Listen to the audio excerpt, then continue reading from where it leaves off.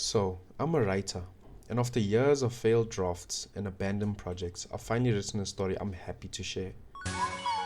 This channel is basically me finally taking that first step towards completing a dream I've carried since I was a kid, becoming an actual author.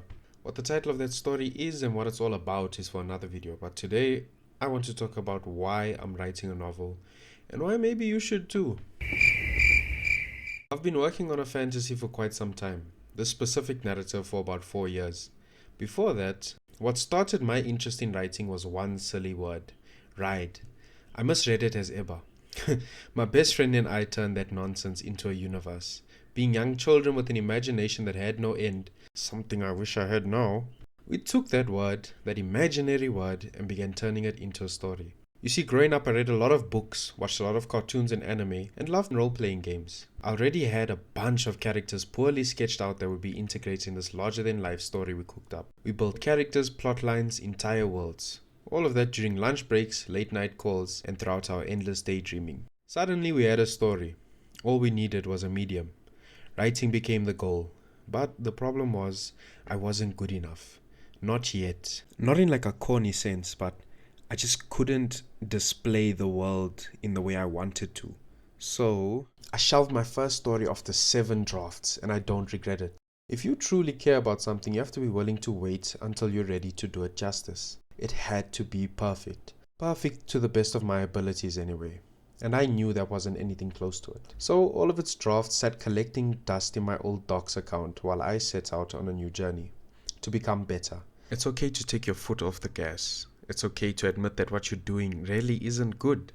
If you really want to put your work out one day, you will look over it and be honest. Being honest with your work ethic, with your quality, and with your output. That's the best way to ensure that what you're doing is to the best of your ability. Whether you're writing, designing, working out, or studying. It's okay to pause as long as you come back stronger. The second point is it'll teach you to be a better person overall and be able to interact with others and understand them a lot easier.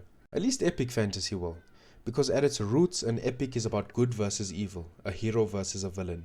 In order to properly portray that, you have to be able to differentiate between right and wrong. It sounds like common sense, but it really isn't. Heroes aren't interesting because they're perfect. Villains aren't scary just because they're evil.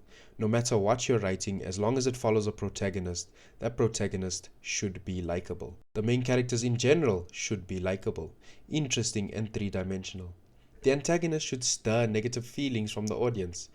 Unless you're going for the sympathetic type, which in that case, like before, also has to be likable. And don't forget interesting. You can argue otherwise, but 9 times out of 10, if not all times, any good story contains those elements related to its characters. To write real emotion, you need to understand real emotion. You need empathy. And not just for your characters, but for the people who inspire them.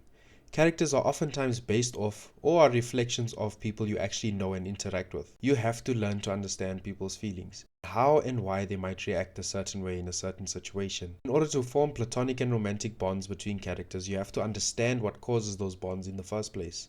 In order to have those impactful emotional scenes, you have to understand why not only the character but the reader would care so much about it. Writing forces you to observe, to listen, and to ask deeper questions about why people act the way they do.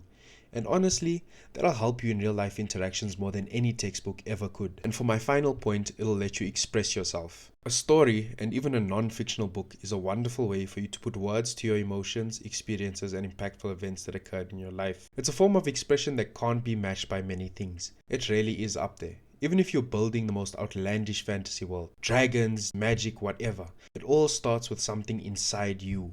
A memory, a question, a wound, a dream. Maybe you were inspired by stories in your youth and want to give others that same feeling.